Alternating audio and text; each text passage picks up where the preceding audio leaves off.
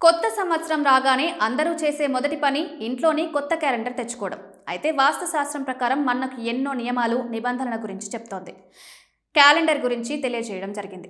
వాస్తు ప్రకారం క్యాలెండర్ అంటే కేవలం తేదీలు మాత్రమే కాదు, ఇది జ్ఞాన్ని అందిస్తుంది. కాబట్టి దీన్ని సరస్వతి చిహ్నంగా భావిస్తారు. అందుకే దీని విషయంలో కూడా వాస్తు నియమాలు పాటించాలట.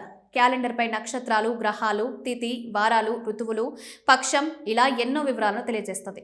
కాబట్టి దీన్ని ఇంటికి సరైన సమయంలో తెచ్చుకోవాలట. లేకపోతే ఇది సమస్యలకు కారణమవుతుందని పండితులు చెప్తున్నారు. ఎప్పుడు కూడా నూతన క్యాలెండర్ను సోమ, బుధ, గురువారాల్లో మాత్రమే ఇంటికి తెచ్చుకోవాలట. దీనివల్ల అద్భుతంగా కలిసి వస్తుందని చెప్తున్నారు. సోమవారం నూతన క్యాలెండర్ ఇంటికి తెచ్చుకోవడం వల్ల చంద్రుడి ప్రభావం పడుతుందట. దీనివల్ల ఇంట్లో ప్రశాంత వాతావరణం, మానసిక ప్రశాంతత కలుగుతుందట. ఇంట్లో ఆనందం, శ్రేయస్సు నెలకొంటుంది.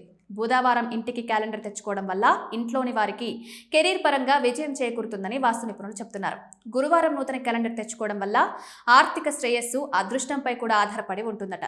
ఈ రోజుల్లో క్యాలెండర్ తెచ్చుకోవడం వల్ల కూడా లక్కు కలిసి వస్తుందని చెప్తున్నారు వాస్తు నిపుణులు.